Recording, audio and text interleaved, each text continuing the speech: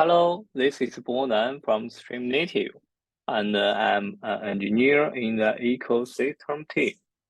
Today, I'm going to show you how to submit a Snowflake Sink Connector onto Stream Native Cloud backend server. First, make sure you have a Stream Native Cloud account and prepare a Snowflake account for receiving data. If you are already on Stream Native Cloud, let's create a Snowflake connector right now. Okay, firstly, select the connector. Click the button, find the Snowflake, and click in, and then you will see the configuration page for the Snowflake connector. On the left page is the common configuration of the connector, such as the connector name, subscription name, and the input topic, and so on. On the right page is the configuration of the Snowflake connector, such as Snowflake username, private key. And you can view the detail of configuration item in the prompt. The first few items are required, and the other configuration you can ignore because they are optional or have the default values. Okay, let's fill them out in your own service account. Connect the name.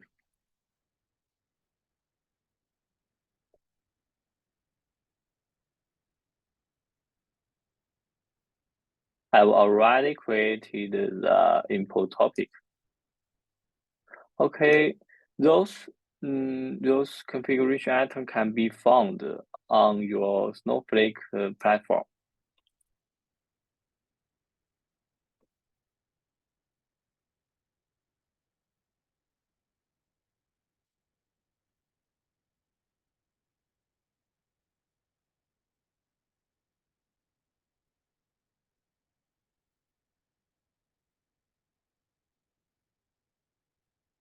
The database is testDB, and the schema is demo. Okay.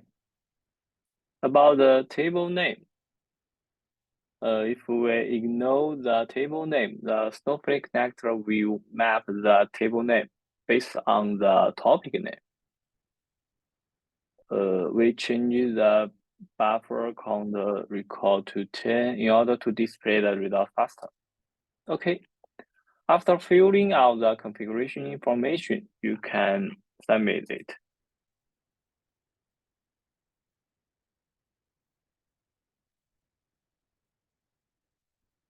Wait a few minutes.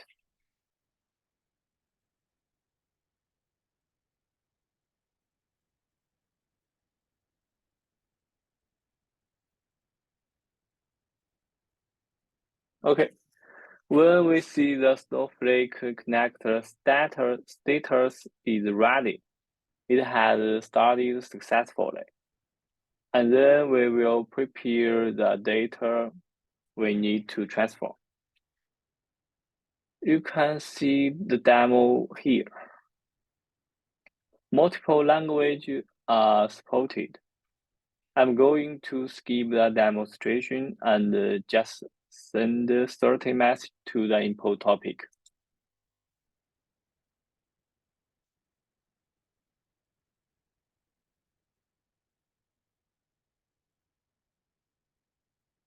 Okay, after sending, wait a few minutes.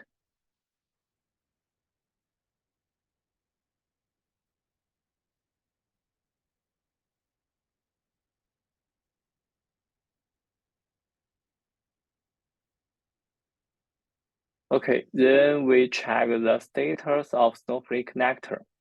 You can see the 30 messages were written to sync. Okay, let's switch the Snowflake console.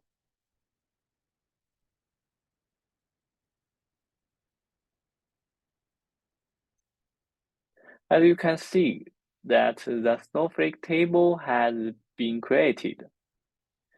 And we select a warehouse to view the date. Well, there are 30 lines of data that appear in the Snowflake table, and you have completed a data transfer from Pulsar to Snowflake.